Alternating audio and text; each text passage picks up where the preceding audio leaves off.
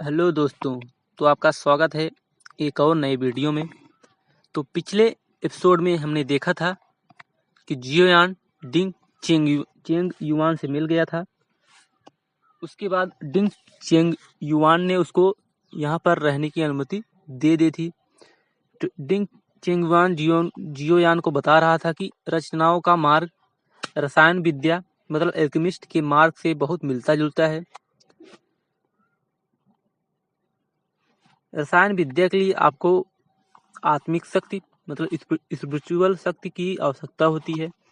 आपका स्पिरिचुअल आपको फ्लेम पर बेहतर नियंत्रण करने, औषधीय पदार्थों को परिष्कृत करने और गोली के उत्तम निर्माण को भी प्रभावित करने में सक्षम बनाती है।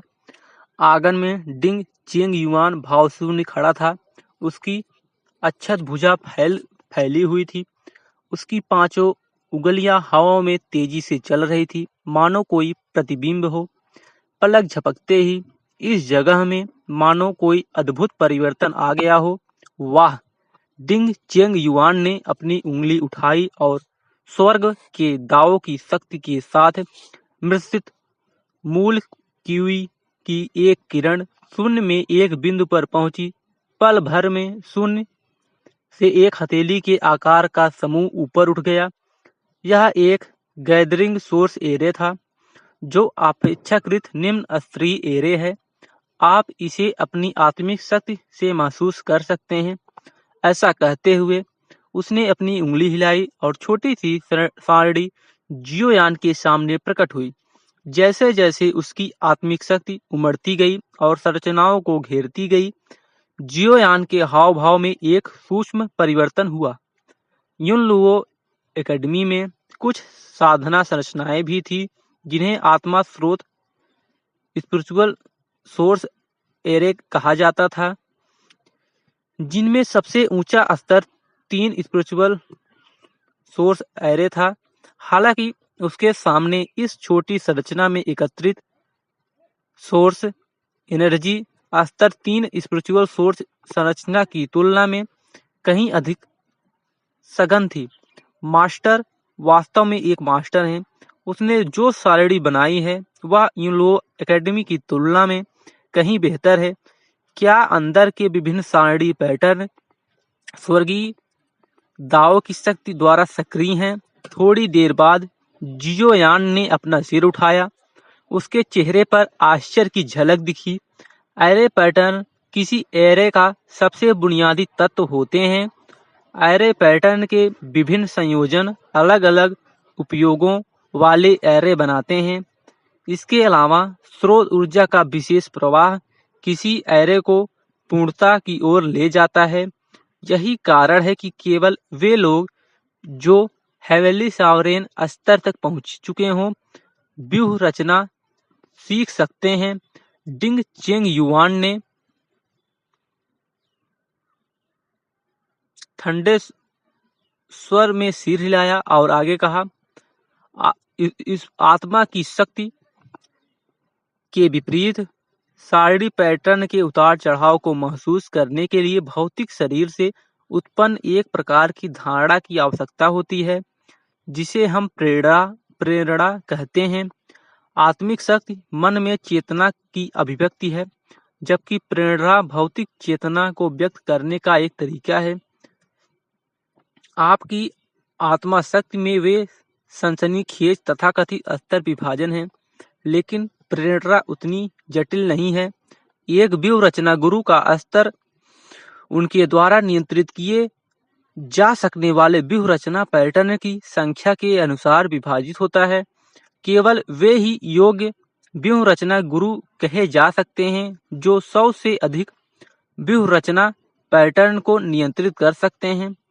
आपके पास जो है उसके लिए लगभग 50 सारणी पैटर्न की आवश्यकता है। एक बार जब आप इसे स्वयं समझ लेंगे तो मैं आपको और गहराई से सिखाऊंगा।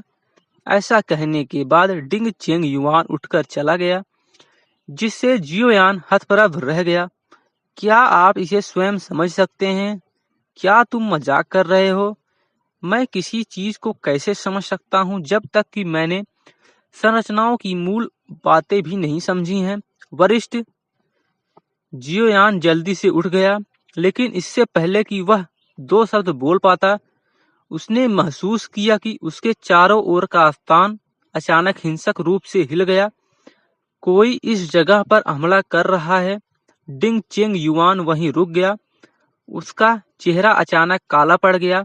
उसने अपनी मुट्ठी भींच ली और उसके सामने एक विशाल समूह प्रकट हुआ। सामने के भीतर की ऊर्जा का स्रोत बिखर गया, जिससे बाहरी दुनिया साफ दिखाई देने लगी। जियोयान ने ऊपर देखा और देखा कि काले वस्त्र पहने 3 आदमी बाहर दुनिया में पालथी मारकर बैठे हैं। उनकी हथेलियों में काली मूल कुई उमड़ पड़ी और एक अजीब सी हलचल के साथ उनके सामने का स्थान कांप उठा, जिससे भयानक आकृतियां बन गई जो लगातार डिंग चेंग युआन के व्यूह स्थान पर बमबारी कर रही थी। जैसे ही डिंग चेंग युआन ने छवि को प्रकट करने के लिए व्यूह रचना को सक्रिय किया, पीछे खड़े काले वस्त्र पहने एक बूढ़े व्यक्ति को कुछ आभास हुआ और वह जोर से हंसते हुए बोला, मास्टर डिंग, आप कैसे हैं? बाहर आइए और हाल चाल पूछिए। डिंग चेंग युआन के चेहरे पर उदासीनता थी। अपनी आस्तीन लहराकर उसने उस संरचना को तहस नहस कर दिया। उसने मुड़कर जियोयान की तरफ देखा। उसकी आंखों में एक ठंडी चमक थी। कौन है वे? डिंग चेंग युआन की निगाहों के नीचे असहज महसूस करते हुए जियोयान ने अपने दांत पीसते हुए गहरी आवाज में कहा, मैं आपसे पूछना चाहता हूं कि आपके पहुंचते ही ये लोग कैसे आ गए? डिंग चेंग युआन ने उपहास किया, जिससे जियोयान चौंक गया। फिर वह कड़वाहट से मुस्कुराया और बोला, मुझे वास्तव में महल के मास्टर लुओ ने ही परिचय कराया था। मैं आपसे फॉर्मेशन सीखना चाहता हूँ सीनियर, मेरा कोई और इरादा नहीं है। आप भी हेवनली सॉवरेन स्तर पर पहुंच गए हैं। मेरे साथ आइए और बाहर जाकर देखिए। डिंग चेंग युआन ने कुछ और नहीं कहा। अपनी आस्तीन लहराई और उसके सामने एक द्वार प्रकट हुआ। वह पहले बाहर निकला और जियोयान ने एक सांस ली और उसके पीछे पीछे चला। आखिर ये लोग अचानक प्रकट हुए कौन हैं? उस वीरान पहाड़ पर हवा और रेत काफी तेज थी। ऐसा लग रहा था कि जैसे यह इलाका किसी जादू से घिरा हो और बाहरी दुनिया की कोई हलचल सुनाई नहीं दे रही थी। काले वस्त्र पहने बूढ़ा आदमी, जिसने पहले बात की थी, सबसे पहले खड़ा हुआ। जब उसने डिंग चेंग युआन को आते देखा तो उसने ताली बजाई और जोर से हंसा। मास्टर डिंग, ऐसी जगह पर आपको ढूंढना हमारे लिए वाकई मुश्किल रहा है। आप कौन हैं? आप 3 महान राजवंशों से नहीं लगते। डिंग चेंग युआन शून्य में खड़ा था। उसने शून्य में लिपटे स्वर्ग और पृथ्वी के क्षेत्र पर नजर डाली और फिर काले बालों में बूढ़े आदमी को देखा। शांति से कहा, जियोयान। डिंग चेंग युआन के पीछे पीछे चला। काले वस्त्र वाले बूढ़े आदमी और उसके पीछे काले वस्त्र वाले 3 पुरुषों को देखता रहा। उसके मन में अनायास ही एक परिचितता की भावना उमड़ रही थी। आत्मा दानव को भी अभी इतना बड़ा दिखावा नहीं करना चाहिए, और इन लोगों से निकलने वाले स्पष्ट आभा को देखते हुए ये 9 शिष्यों द्वारा नियंत्रित लाशें नहीं हैं। इसके अलावा हम लंबे समय से मास्टर डिंग की प्रतिष्ठा के प्रशंसक रहे हैं। हम मास्टर डिंग को बातचीत करने के लिए नेदरवर्ल्ड डोमेन में आमंत्रित करने के लिए नेदरवर्ल्ड से एक लंबी दूरी तय करके आए हैं। काले वस्त्र पहने बूढ़े व्यक्ति की ने आवाज लगाई। उसकी आवाज में एक ठंडी आभा थी, जिससे घूमता रेत का तूफान थम गया। नेदरवर्ल्ड। इन 2 शब्दों को सुनकर जियोयान हाँफने लगा। उसे एहसास हुआ कि हर किसी का ध्यान 9 शिष्य पर केंद्रित था और वे नेदरवर्ल्ड के लोगों को भूल गए थे, जिन्होंने प्राचीन युद्ध में महत्वपूर्ण योगदान दिया था। जब से 9 शिष्य शिष्यों का दमन हुआ है। उस युद्ध में नेदरवर्ल्ड को भी बहुत सजा मिली है।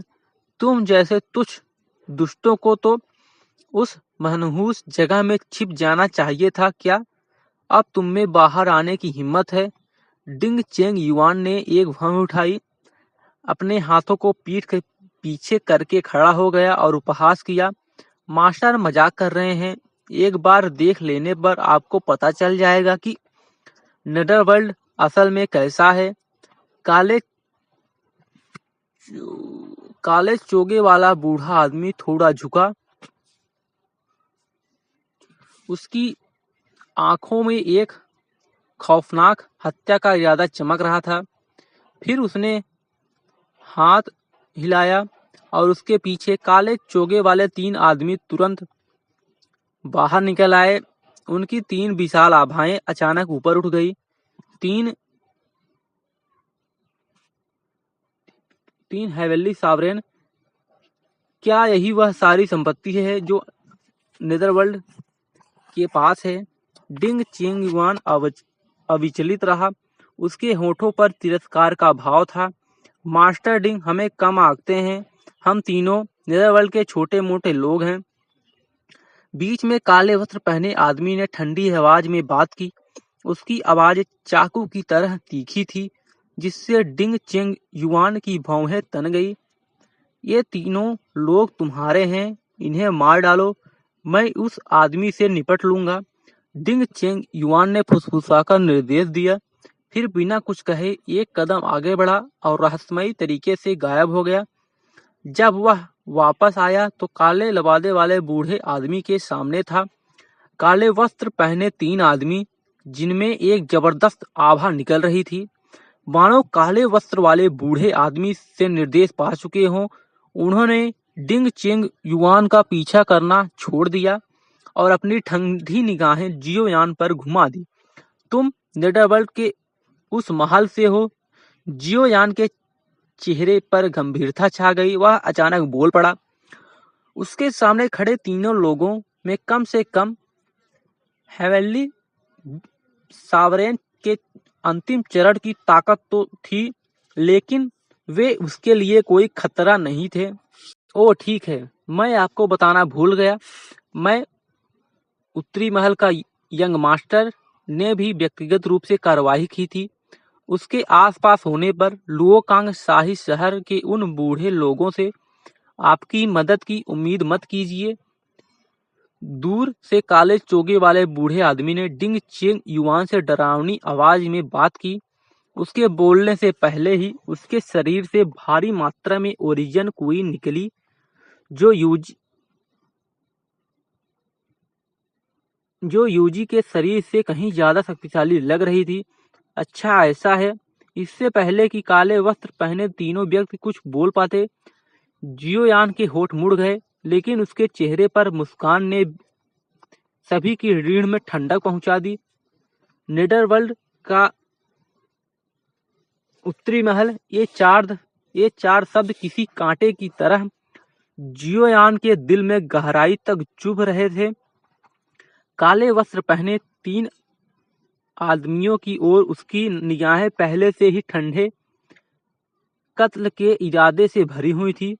मैंने उत्तरी महल के यंग मास्टर के बारे में कभी नहीं सुना। अगर वह आने की हिम्मत करता है तो उसे मार डालो। डिंग चेंग युआन की ठंडी आवाज गूंज उठी। जब उसने अपना अक्षुण भुजा आगे बढ़ाई, उसकी 5 उंगलियां ने शून्य में चकाचौंध कर देने वाले पैटर्न बना दिए। एक क्षण में एक उमड़ती हुई मारक आभा फैल गई, मानो इस दुनिया में सैकड़ों तीखे ब्लेड उभर आए हों। मूल ऊर्जा एकत्रित होकर काले वस्त्र वाले वृद्ध व्यक्ति की ओर बही। जैसा कि सेंट्रल डोमेन के नंबर 1 एरे मास्टर की से उम्मीद की जाती है, वह आसानी से एक मारक एरे स्थापित कर सकता है। काले वस्त्र पहने बूढ़े ने हंसते हुए सहजता से हाथ हिलाया। इस संसार की आदिम ऊर्जा को जगा दिया। गरजती हवा के बीच अंतरिक्ष कांप उठा और संहारक समूह में भयंकर टकराव हुआ, जिसके बाद दोनों का नाश हो गया। उसी समय जब डिंग चेंग युआन रवाना हुआ, जियोयान की आकृति अचानक गायब हो गई, मानो पतली हवा में गायब हो गई हो, जिससे काले वस्त्र पहने तीनों आदमी चौंक गए। गज से जितनी की कोशिश कर रहे हैं। बीच में एक काले वस्त्रधारी व्यक्ति भयावह स्वर में बोला, फिर एक डरावनी हंसी हंसी, मानो उसने कोई बेहद हास्यास्पद घटना देख ली हो। काली मूलची उसकी आस्तीन से ज्वार की लहर की तरह निकली और देखते ही देखते पूरे इलाके को अपनी चपेट में ले लिया। काली मूलची के भीतर से प्रतिशोधी भूतों की अनगिनत अनगिनत भयावह चीखें गूंज रही थी और भयानक चबाने की आवाजें लगातार हवा में गूंज रही थी, मानो लोगों को टुकड़ों में काटा जा रहा हो।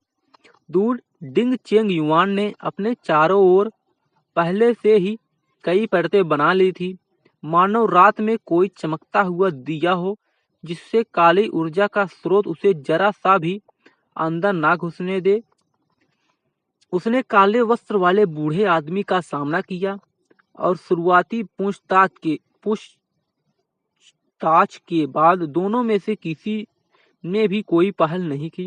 हंसना काली आदिम ऊर्जा से आच्छादित संसार में अचानक एक उज्जवल फ्लेम प्रकट हुई, जिसने अंधकार को दूर कर दिया और थोड़ी ही देर में आधा आकाश फिर से प्रकाशित हो गया। सूखी आत्मा लाश हाथ जैसे ही लपटे दिखाई दी, बाईं ओर खड़ी काली पोशाक वाली आकृति कर्कश स्वर में बोली और दो विशाल भुजाएं मानो निर्मल आकाश को चीरती हुई फैली हुई थी। एक घनी काली आभा लिए हुए, मानो दुष्ट आत्माओं को गरजना हो, जिससे लोग चिढ़ जाते थे। उसकी उंगलियां हजारों फीट तक फैली हुई थी, मानो लपटों को अपने हाथ में थाम लेगा। भिनभिनाना काले वस्त्र पहने दो अन्य पुरुषों ने भी एक साथ हमला किया। उनके शरीर विशाल और शक्तिशाली आदिम साम्राज्यीय आभा से आच्छादित थे। उनके हाथों में एक दनाती, जो काली ऊर्जा से संघनित प्रतीत हो रही थी, प्रकट हुई और जैसे ही उन्होंने उसे घुमाया, मानो अंतरिक्ष ही चकनाचूर हो गया। जियोयान शून्य में प्रकट हुआ, उसकी आंखों में तेज रोशनी चमक रही थी। नीचे दबाते हुए विशाल हाथ और उससे निकलती भयावह आभा को देखकर उसे एक जाना पहचाना सा एहसास हुआ। लिंग टियान पैलेस, ये तीन शब्द जियोयान के दिमाग में कौंध गए। उससे अचानक अपना दाहिना हाथ आगे बढ़ाया और उसकी पांचों उंगलियों में अलग अलग रंगों की लपटें निकलने लगी। अचानक उसकी मूल कुई उभरी और मूल कुई के एक विशाल हाथ में बदल गई। लपटें अनगिनत काली ऊर्जाओं को जलाती हुई प्रतीत हुई और सीधे उस विशाल हाथ को मजबूती से जकड़ लिया। जैसे जैसे लपटें बढ़ती गई, उन्होंने मुरझाए हुए आत्मिक हाथ को आसानी से जलाकर राख कर दिया। पुकारें एक दराती अंतरिक्ष को चीरती हुई सीधे जियोयान के सामने आ गिरी। ब्लेड चमका और अंतरिक्ष चकनाचूर हो गया। अंतहीन ठंडी हवा मानो हवा को जमा रही हो। जियोयान ने ठंडी सांस ली और अपना बायां हाथ ऊपर उठाया। पहाड़ जैसी दरारें दिखाई दी और गिरती दराती को रोक दिया। झनकार धातु की गड़गड़ाहट की तरह जियोयान का शरीर कांप उठा और उस भयानक शक्ति ने उसे कई कदम पीछे ढकेल दिया। उसके बाएं हाथ पर बस एक हल्का सा खून का धब्बा रह गया था। छोटे काले सोने के जानवर के सार रक्त को परिष्कृत करने के बाद जुआनवू शील्ड की रक्षात्मक शक्ति में जबरदस्त बदलाव आया था। जैसे ही वह पीछे हटा, जियोयान की चारों ओर लपटें उठने लगी और आग के पंखे की धारियां तीखे ब्लेडों की तरह निकलकर दूसरी तरफ से नीचे झूल रही दराती को रोक रही थी। उसके सामने हमला कर रही विशाल भुजा भी एम्परर फ्लेम जियोयान द्वारा सीधे चकनाचूर कर दिया। पलक झपकते ही उसने तीन तीनों हेवनली सॉवरेन के आक्रमणों को निष्प्रभाव कर दिया था। मोनार्क कल्टीवेशन के दौरान अपनी अस्त व्यस्त अवस्था की तुलना में अब वह निसंदेह कहीं अधिक निश्चिंत था। यह एम्परर फ्लेम है, काले वस्त्र पहने पहले व्यक्ति ने कर्कश आवाज में कहा, और तुरंत ही जियोयान की ज्वाला को पहचान लिया। और वह सिर्फ एक नहीं थी, यह अप्रत्याशित बोनस था। काले वस्त्र पहने एक और आदमी ठंडी हंसी के साथ बोला। जैसे ही काली ऊर्जा उसके चारों ओर घूमी, उसके पीछे मानव रक्त का एक सागर उमड़ रहा हो। काली आदिम ऊर्जा के साथ मिली घनी रक्त ऊर्जा से उल्टी आने का मन कर रहा था। तो फिर मैं इसे ले लूंगा। बीच में काले वस्त्र पहने व्यक्ति ने शांति से बात की। उसके शब्द जियोयान के लिए मौत की सजा प्रतीत हो रहे थे। क्या आप उस समय लिंगटियान प्रांत में एल्केमिस्ट प्रतियोगिता में शामिल थे? जियोयान ने गहरी आवाज में उस काले वस्त्रधारी व्यक्ति की ओर देखते हुए कहा, जिसने पहला कदम उठाया था जब उसने लिंगटियान महल की एल्केमिस्ट प्रतियोगिता में भाग लिया था। तब उसकी शक्ति कमजोर थी। अचानक प्रकट हुए दो नेदरवर्ल्ड डोमेन के प्रवर्तकों ने उस पर गहरी छाप छोड़ी। वह युद्ध जो 6 हेवनली सॉवरेन के युद्ध के बराबर था, एक ऐसा दृश्य था जिसे वह कभी भूल नहीं सकता था। लिंगटियान पैलेस, आप लिंगटियान पैलेस के एल्केमिस्ट हैं? यह सुनकर काले वस्त्र पहने उस व्यक्ति ने, जिसने पहले हमला किया था, अपना वस्त्र उठाया, जिससे उसका क्रूर चेहरा प्रकट हुआ, जिसमें सबसे अधिक ध्यान आकर्षित करने वाली विशेषता उसकी नुकीली नाक थी, जैसा कि अपेक्षित था। पुरानी शिकायतें और नई नफरतें, आइए हम उन सबको एक साथ सुलझा लें। बूढ़ा आदमी का रूप देखकर जियोयान के होठों पर एक ठंडी मुस्कान आ गई। यह आदमी कोई और नहीं बल्कि नेदरवर्ल्ड डोमेन का प्रवर्तक था, जिसने उस दिन को खुद को घोस्ट ईगल कहा था। अपने शरीर से निकलती शक्ति के साथ जियोयान एक पल में घोस्ट ईगल के सामने प्रकट हुआ, मानो एक प्रकाश की किरण हो। उसके साथ एक विशाल सफेद बाघ भी आया, जिसकी आभा बहुत प्रबल थी। सफेद बाघ ने जोरदार दहाड़ लगाई। उसकी रक्त लाल आंखें मानो आकाश और पृथ्वी को घेरे हुए थी। ईगल घोस्ट के शरीर को चीरने के लिए तैयार। जियोयान की अचानक शक्ति के विस्फोट से ईगल घोस्ट के चेहरे पर ठंडक ला दी। दहाड़ते सफेद बाघ का सामना करते ही ईगल घोस्ट का शरीर अचानक बिखर गया, और जैसे ही काली ऊर्जा का स्रोत ऊपर उठा, वह एक विशाल ब्लैक ईगल में बदल गया, जिसके पंख आकाश को ढक रहे थे और चाकू जैसी तीखे थे, और उसने सीधे सफेद बाघ के शरीर को टुकड़े टुकड़े कर दिया। काले वस्त्र पहने अन्य दो आकृतियों ने एक साथ हमला किया। उनके शरीर फैलते काले कोहरे में विलीन हो गए। जियोयान अपनी लड़ाकू भावना से लवरेज डिंग चेंग युआन के जानबूझकर उकसावे से उत्पन्न निराशा को अपने हलमे में व्यक्त कर रहा था। उस दिन वांग यांग के साथ उसकी लड़ाई की तुलना में उसका हर मुक्का स्वर्गीय दाव की शक्ति से संपन्न था, जिससे पूरा स्थान कांप उठा। नीला ड्रैगन उसके चारों ओर घूमता हुआ ब्लैक ईगल के टुकड़े टुकड़े कर रहा था। घोस्ट ईगल दर से करा उठा और तेजी से पीछे हट गया। 10 राक्षसी संरचनाएं, जैसे ही जियोयान ने अपनी शक्ति का प्रयोग किया, काली लपटों में लपटी 10 जंजीरें अचानक काली धुंध के बीच से फूट पड़ी और एक अजीब सी श्रृंखला में तब्दील हो गई, जिसने जियोयान को उसी क्षण अपने भीतर फंसा लिया। और उसने एक कदम रखा। गड़गड़ाहट काली मूल कुई जंजीरों पर उमड़ पड़ी, और काली लपटें किसी क्रूर जानवर की तरह जो अपने शिकार को निगल जाता है, लगातार जियोयान के चारों ओर मूल कुई को निगल रही थी। हालांकि इन यांग संयुक्त मूल कुई समान ओरिजिन कुई से कहीं अधिक शक्तिशाली थी, फिर भी ओरिजिन कुई के सार से विचलित नहीं हुई। कुछ देर तक निकलने के बाद काली लपटें और भी अशांत हो गई और जंजीरें भी सिकुड़ती रहीं, जिससे एक मनभेदी आभा फैल गई। अपने शरीर के भीतर एम्परर फ्लेम जलाते हुए जियोयान ने अपनी मानसिक स्पष्टता बनाए रखी, जिससे उसकी आंखों में एक ठंडी चमक थी, क्योंकि वह एम्परर फ्लेम का उपयोग करके अपने शरीर को संयमित करने और संरचना को तोड़ने के लिए अपनी शक्ति को बलपूर्वक बढ़ाने वाला था। अचानक शून्य में अनगिनत सारणी आकृतियां प्रकट हुईं, जो काले वस्त्रधारी व्यक्ति द्वारा सावधानी पूर्वक स्थापित संरचना को आसानी से भेदती जा रही थी। मेरे सामने अपनी संरचना कौशल का प्रदर्शन करते हुए आप अपनी सीमाओं से अनभिज्ञ हैं, डिंग चेंग युआन ने व्यंग किया।